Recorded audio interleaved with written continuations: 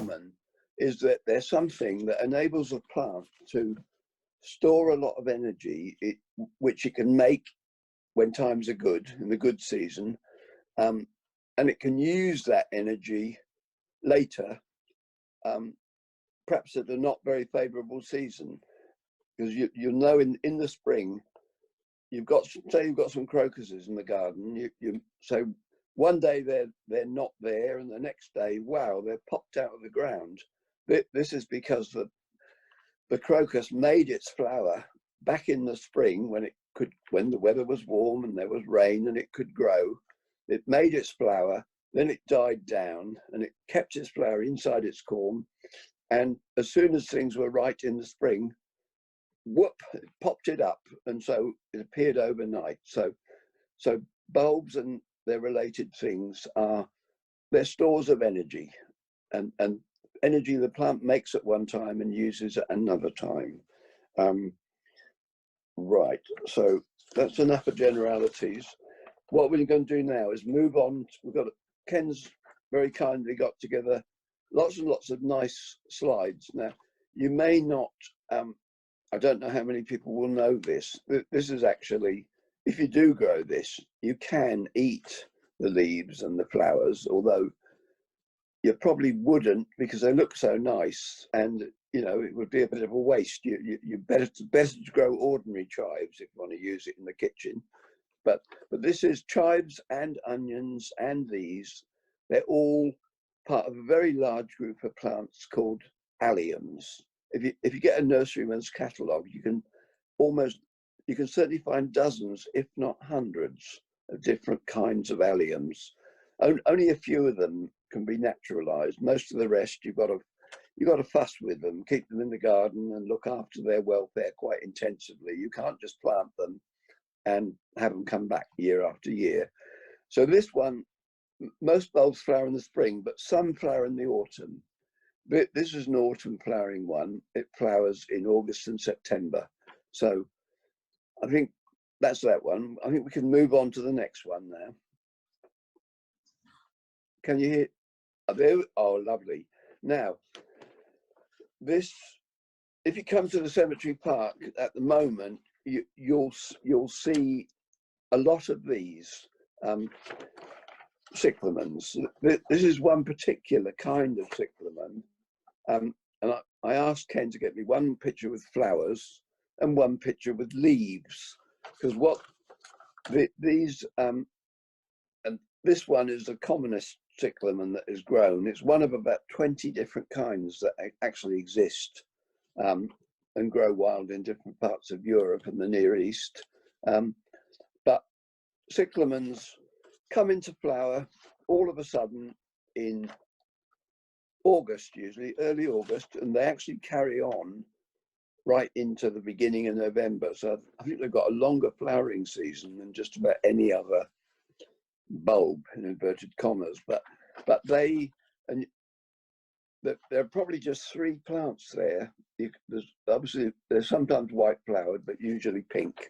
And I guess there are probably 3 separate plants growing close to one another, and loads of flowers. They flower before the leaves come, and when they finish flowering, there are the leaves. And what you find is that every cyclamen plant has a very individual leaf. No one is like another, but they differ in shape, which you can see there. They differ in the patterns on them, and they differ in the general shade of green that they have. But there are wonderful patterns on cyclamen leaves, and they're with you all through. They're with you from now right through to April. So they're a great thing for winter. But cyclamens come from a corm, and a corm, I won't go into it, but a corm is actually when the plant makes a bottom bit of its stem into its storage organ. That sounds might be a bit hard to understand, but that's what happens. And what happens with cyclamens is that a cyclamen corm doesn't make new corms ever. Crocuses make new corms every year, but not cyclamens. what happens is that their corm gets bigger and bigger and bigger every year, and they can be as bigger than a dinner plate after about 20 years, so that they'll live for a very, very long time and just get a little bit bigger every year. So they're a pretty extraordinary thing. So they're a wonderful plant to have. And what they're also good at is growing where hardly anything else will grow. In particular, if you've got a big tree, and round the base of the tree, nothing seems able to grow, well, these cyclamens probably will. So, and there's only one other thing to say about cyclamens. If you look at the left-hand picture, you can see the stalks of the flowers, and they're straight, upright there. But when the flower's finished and the seed is developing, those stalks on this kind of cyclamen, and on nearly all cyclamens, except the ones that you buy for the house, the stalk will curl up into a circle and take the seed down to sit on the ground and not be ripe for about 9 months. So the cyclamen name comes from the fact that the stem makes a cycle. So we'll move on to the next one. Oh, now these are 3 autumn bulbs. The first two, the first one is a kind of autumn crocus. This one's called Crocus speciosus, but there are others. They're flowering now, and they'll flower. They began a couple of weeks ago, and they'll flower till about the end of October. And the second one looks very like a yellow crocus, but it isn't a crocus. I think it's related to daffodils, but it's called Sternbergia, and you need a hot, dry. It's quite fussy. You need a really very dry, sunny place to grow it successfully. But it's a lovely thing. And the third one is what's called a colchicum. It looks very like a crocus, and people often call it autumn crocus, but that's a mistake. It's another kind of plant altogether, but it just looks like a crocus.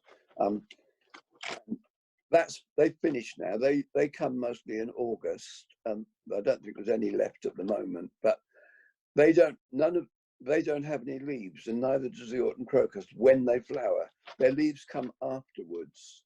The colchicum, which is a very poisonous plant, by the way, but it's used in medicine in the right sort of doses. They produce absolutely enormous leaves, which are there in the spring, whereas crocuses produce quite tiny leaves. So these are 3 autumn bulbs. I think we can move on. Now, we've got, there are so many kinds of crocuses, and some of them are natural species. These 2 are, you can see from their name that they're not, but a lot of crocuses are what they call hybrids. They're not actually a natural species. They're where 2 or more kinds have been crossed with one another to produce a hybrid. And hybrids often are not able to produce seeds, but they may be able to increase in other ways. The one on the left is a very unusual little crocus. It's a bit dearer to buy. Well, it's about 3 times the price of ordinary ones. But what's remarkable about this is that it flowers, and it only flowers in the middle of winter. It usually starts about the beginning of November and goes right on through November and December and into sometime in January. You can see that they're quite small, lovely little flowers with a stripy underneath. Now, one thing that's unusual about these is that crocuses, if it's cold and cloudy, crocuses will be shut. They'll open up when it gets a bit warmer and when the sun comes out. And this one opens up at a much lower temperature than any other crocus that I know. It opens up when temperature's about 3 degrees too cold for any other crocus to open. So that's a really handy thing to do if you flower in midwinter. So, but the next one is one that is very good to grow in the grass. And if you have a few and you turn your back on them for 5 years, you may come back and you find you've got hundreds and hundreds and hundreds of them, because they can increase not only by making new culms, but they can also increase from seed.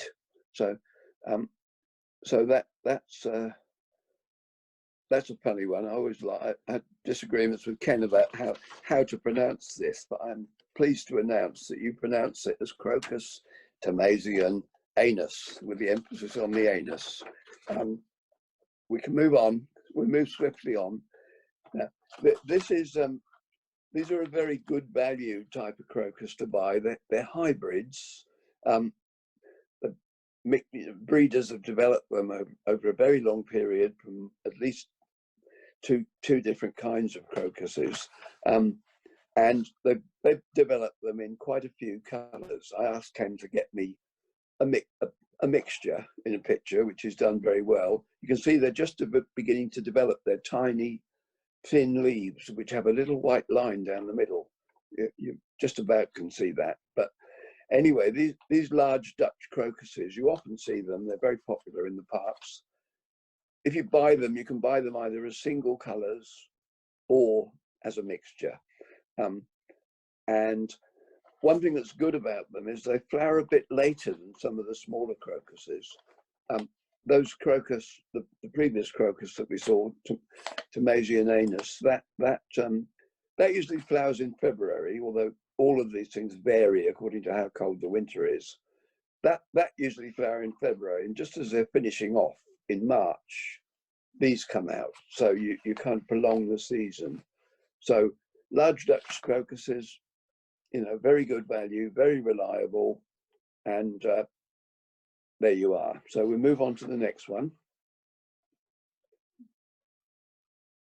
Right. We're going back a little bit in time now to January and February. Snowdrops. I think pretty much familiar to everybody. The one on the left is the ordinary the commonest kind of snowdrops, the one you see nearly all the time. But in Europe, in the wild, there are, I think, about 16 different sorts altogether. Some of them you really can't grow here, or if you do, you've got to grow them in a greenhouse or protect them in some way.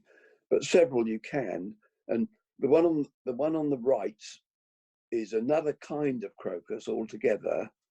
I'm going to baffle you with science now. This one's called Galanthus nivalis. Nivalis refers to snow, and that one on the right with the very different leaves, they're kind of much greener and they're thicker, they're wider, is called Galanthus warrenoi. Now I don't know what that means, but that's its name. So that's a nice one, and it doesn't increase as fast as it doesn't increase as fast as the ordinary snowdrop, but it's still, if you've got a few, they'll get to be more year by year. Snowdrops can increase very fast. If you plant one bulb, and they are true bulbs, you turn your back on it for 4 years, you may have 50 or 100 bulbs. That's how fast they can increase. So they make new little bulbs that they can also increase from seed, but often they don't seem to do that. They don't do it very much with us in the cemetery park, but they increase by making new little bulbs all the time. So, and they nod very nicely, which helps to protect them helps to protect the pollen, etc., from the bad weather. So we will move on to now. When people see these, and there are two different kinds here, they say, "Oh, what are those? I've seen some giant snowdrops." Now they're not.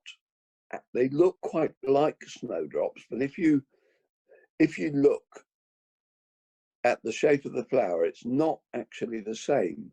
the snowdrop has got the sort of, if you like, the 6 petals, 3 big ones, 3 smaller ones. These don't do that. They're all about the same size, and the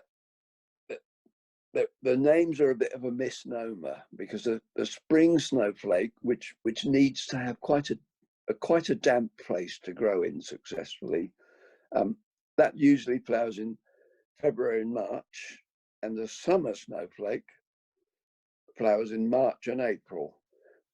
When you see those, I'm not sure if they're in the cemetery park, but they would have started as just one bulb planted in each place, and over the years, that's what they've done. And you can, if you want to spread them around, you can get a clump like that, and you can dig it up.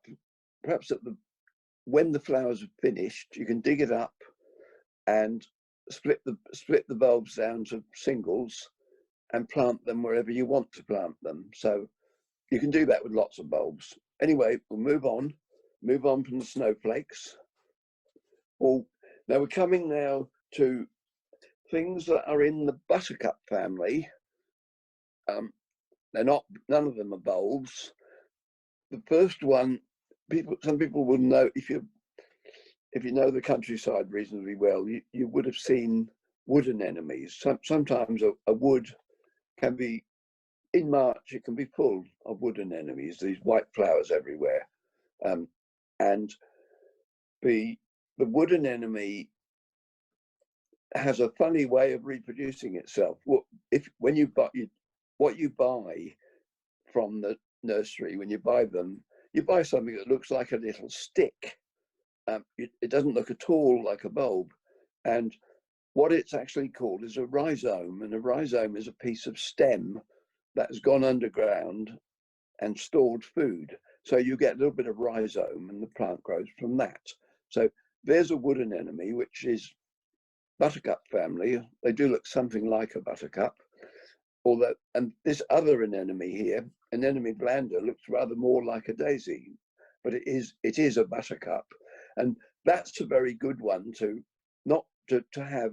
It will grow in shade, but it'll also grow out in the grass and produces lots of lovely flowers, and a very good plant to have. And I think it reproduces from a corm like a crocus or a cyclamen does. So we'll move on. 2 more things in the buttercup family. Number 1 is another type of anemone, which is obviously quite spectacular. It's not always red. It can be white and it can be blue. But when it's red, it really is something. And we found it's supposed to be a bit difficult to grow, but we've succeeded in establishing it in various places. I think you need to put it in a dry, sunny place, but it can be in the grass. And one of the things that's peculiar about it is that it flowers in the spring, but sometimes it will also flower in the autumn. So you'll get a few flowers in the autumn at this time of year, which is a lovely surprise. That's quite unusual that something flowers twice in the year. On the other side, again, we're still in the buttercup family, but this lesser celandine is a very, very common wildflower of grass and of shady places under trees.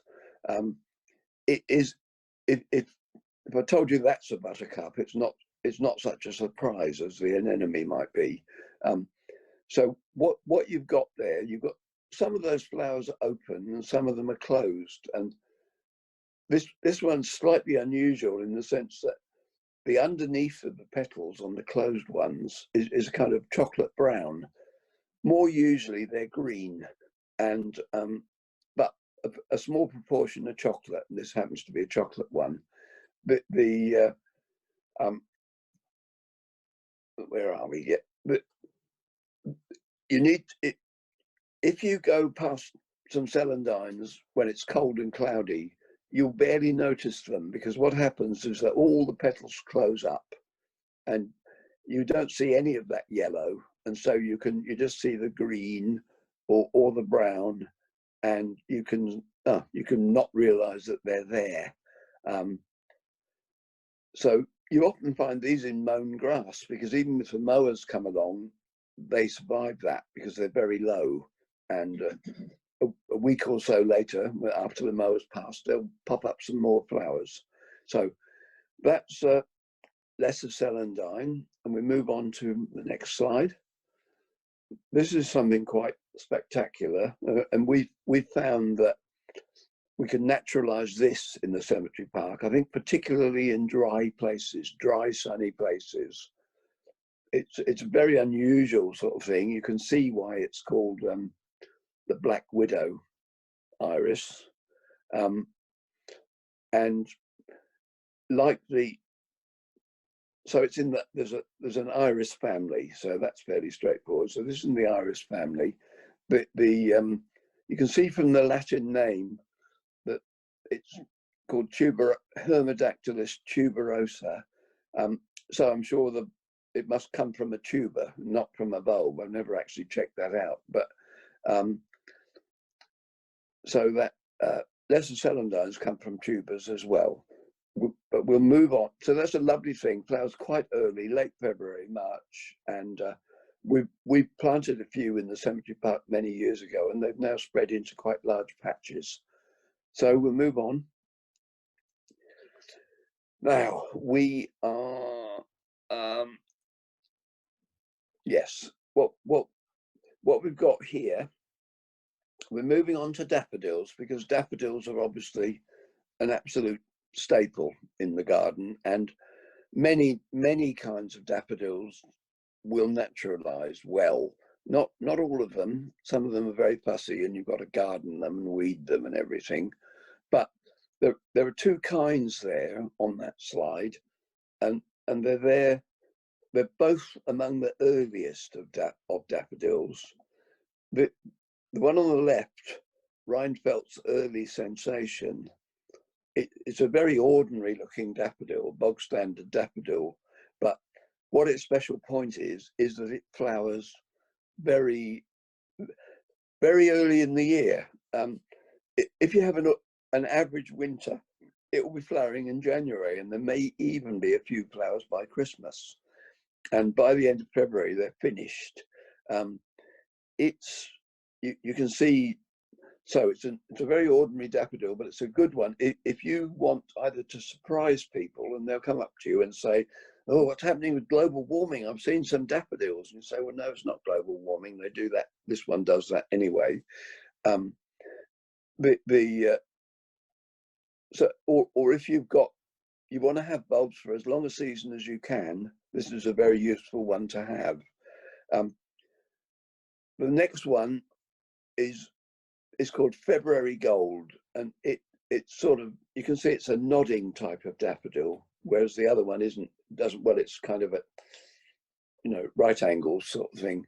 But the February Gold, again, they've been there for a long time, and they represent, each little clump was once one bulb, and they, in a cold winter, they may not start until March, but they're generally, in a mild winter, you will get them in February. So they're one of the earliest, and a rather lovely one. So we'll move on. Right. Now, just here are three kinds of daffodils, which I've picked. Well, Ken's picked them out for me because they show something of the variety of daffodils, the great variety. Now, the first two, the white one, Mount Hood, that can look very effective, especially mixed among yellow ones. The second one is called Jetfire. I suppose that's because that orange fire-like trumpet comes out. So that's rather a lovely one. And the third one is quite a tiny daffodil called a jonquil. And one thing about the first two have only one flower on a stalk, but some daffodils have several flowers on a stalk, and the jonquil is one of those. The jonquil is a very late flower. It doesn't flower usually until the second half of April, which can be very useful when all the others are finished. And it's extremely sweetly scented. So there are just three and the jonquil is a species and the other two are hybrids. So that's just a taster of the hundreds, or if not thousands, of kinds of daffodils that can be had.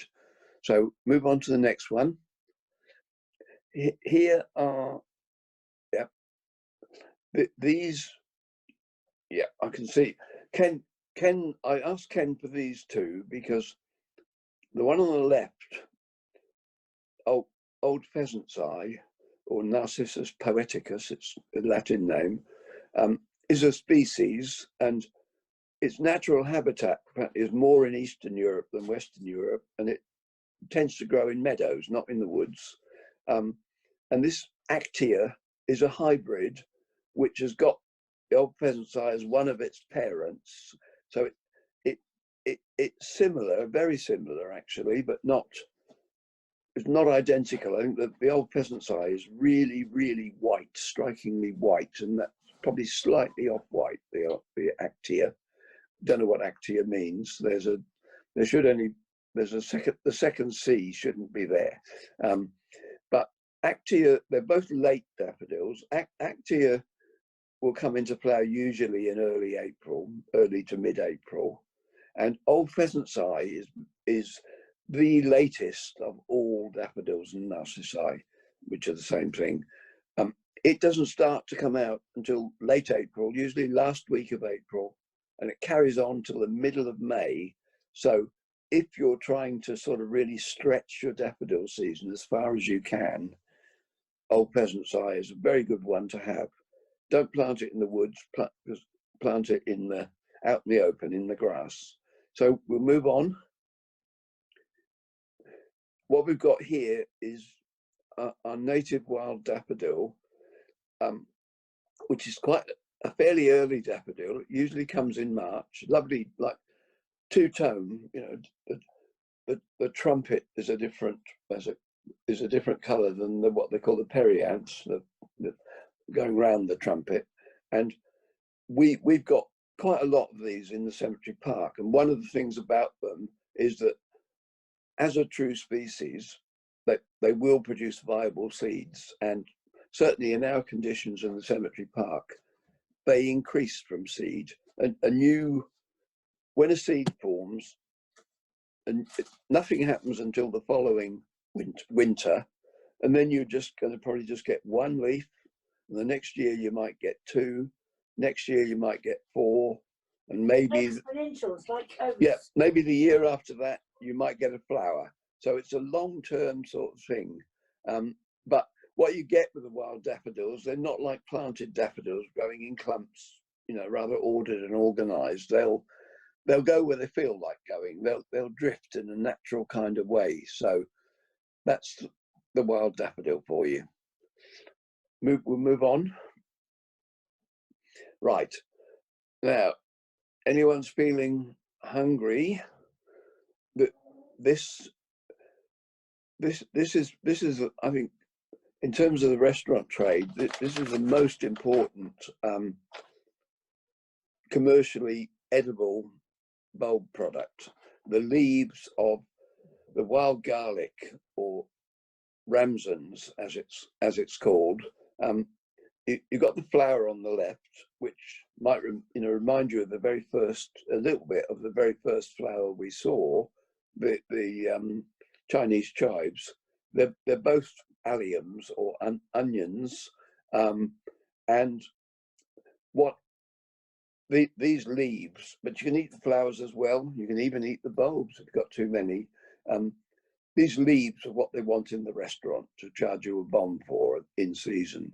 The leaves don't come up until February, and they're there until about middle of May, and the flowers come in April and May.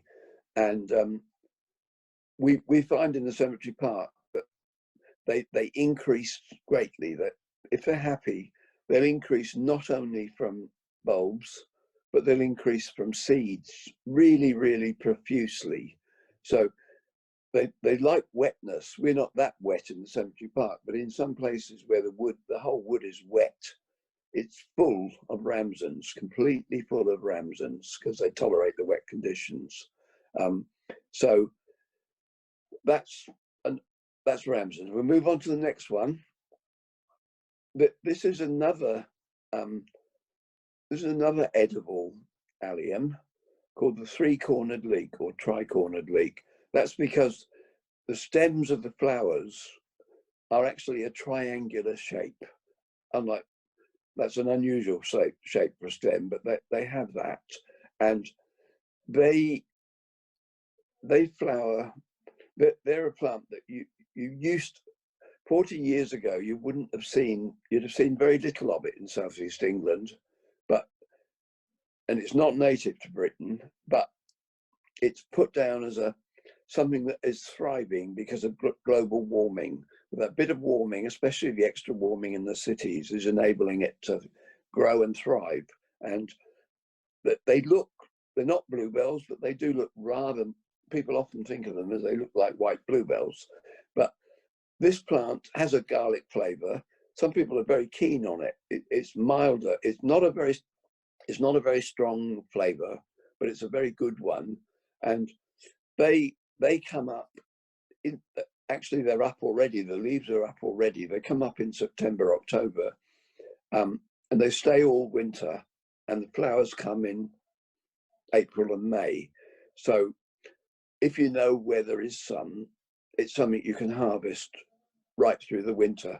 In fact, we've got so much in the park that if you want to talk to Ken or a member of staff because you want some for your own use, that will be fine. And you can, I'm sure that will be fine, and that can be done any time from now on. So that's the three-cornered leek. We'll move on. I've got here it's a sudden change of emphasis. I've got 3 bulbs that you can naturalize quite readily. They're very different, and they're all bulbs, but they're very different, very attractive. The first one is the snake's head fritillary, which is quite well known, although more people have heard of it than have seen it. It's you get this checkered pattern on the flowers, except when they're white. Sometimes they're white, but usually they're that color. You can see the checkered pattern, and the word comes from the Latin for a chessboard or a checkerboard. It actually means it's checkered. That's what a fritillary means. In fact, there are butterflies which are called fritillaries too, because they also have a checker pattern. If you want to grow snake's head fritillaries, you can grow them in the grass, but they thrive best where it's quite damp. You could try them anywhere, but they may not succeed if you're pretty dry. The next one is very low little bulbs that very happy, increase quickly, grow in the grass, and they're called chionodoxias, which the name apparently means glory of the snow, because some of them are native to the mountains in Greece, and they come out as the snow is melting. So you see the flowers, and next to the flowers you see a lump of snow still there. That's what a lot of bulbs do, is that they've stored their food the previous year, and when they come, one reason to grow very fast and flower very early, and this applies to the snowdrop, is that if you were to wait, the grass and everything around you would have grown tall and you wouldn't have any light. So if you can come very quickly before the grass really starts to grow, you can get your sunlight, and you can make your new bulb for next year, and then you can fade away and just sit there for the rest of the summer while the tall grass is all around you. The last one is a grape hyacinth or muscari. Pretty obvious why it's called, well, it's like a bunch of grapes. There are quite a lot of different forms of this. You can naturalize these in grass or under trees, in fact, and they increase, if they're happy, they increase fast, but not only from bulbs, but also from seeds. and they but one peculiarity they've got is their leaves start to come up in August, and they don't flower until April. So you know what we for a while we thought we can't put them anywhere where the grass will be mown in the autumn, because the leaves will all be cut off and they won't flower. But what we found is they will tolerate, if you have to do that, they seem to tolerate being cut once in the autumn. They've got enough reserve in them to push the leaves up again and to flower. So grape hyacinths. Next one. Right, I think we're getting close to the end now. We've got three kinds of bulbs here. We're on the left, and you can't, the flowers, this is quite a tall, late flowering bulb. Flowers in May and even into June. And it's about a meter, can be nearly a meter tall. In fact, the flowers are not a deep blue, but they're bluer than they look in that picture. They're quite blue. And so they will flower in the grass in an open situation. And there are two, the one in the middle and the next one are both called Star of Bethlehem. This one is called Striped Star of Bethlehem, because you can see that green stripe on the petals. And the other one is just called Star of Bethlehem. This is the commonest one. This one flowers in May, and so does that one. This one flowers in March. But one reason I put these two here is that they're very useful, because sometimes you'll plant bulbs, and we've been involved in planting bulbs in parks. We've been involved with people planting bulbs in the grass on housing estates with permission of the landlord and everything. But what you find with men on mowers is that they're very keen to mow. If they see a patch of bulbs with flowers still there, hopefully they'll leave it until the flowers are finished. But if they see a patch of bulbs and the flowers have all gone, they may take the mower in before it should be taken in, which cuts off the green leaves while they're still growing and making energy. So the flowers don't, you're reducing the energy supply for next year, and maybe the bulb won't even produce a flower next year if they've not got enough energy. They just concentrate on growing. But the beauty of the Camassia and of the Ornithogalum umbellatum is that they produce their leaves well before they produce their flowers. And by the time they flower, the leaves are pretty well died away. So what that means is, even if the mowers come along straight after they finish flowering, and they won't be able to produce seeds that way, but even if the mowers come along straight after they finish flowering, the leaves have already done their work. So, that's a good little strategy. And it also, if you've got things like that, it signals to the mowers that it's not ready to mow yet. This Star of Bethlehem on the right, like some of the others, it closes up when it's cold and dull. So you don't see them, and then the sun comes out, and there they are, white and shining through the grass. I think may be the last one. Is that the last one, Ken? No, it's not the last one. Just 10 minutes left, Terry. Pardon? Just 10 minutes left, because we need to do question and answer as well. Right. Well, I think this is the last picture. What I've got here, bluebells, classic English or British woodland, British Isles flower of woodlands, and in the north of open areas as well. In fact, the British Isles have got 3/4 of the world's population of wild bluebells. They're the one thing that we really excel in. When you move into the continent and you go east, the winters get colder and they don't like that. So an English bluebell on the left, how you pick it out is all the flowers are on one side of the stalk, and they sort of hang down and nod like that. Spanish bluebells are bigger, paler in colour, and they're upright with flowers all around the stem. But when they grow together, they freely hybridize, and they produce all kinds of combinations that look halfway between one and the other. Right, that's that. finish. But, oh, this is the last one. 2 unusual bulbs. One, a type of bulb called a Scilla. This is misnamed. It's got nothing to do with Peru. It actually comes from Southern Europe and Spain. And you can read the story of why it's misnamed. It's very interesting.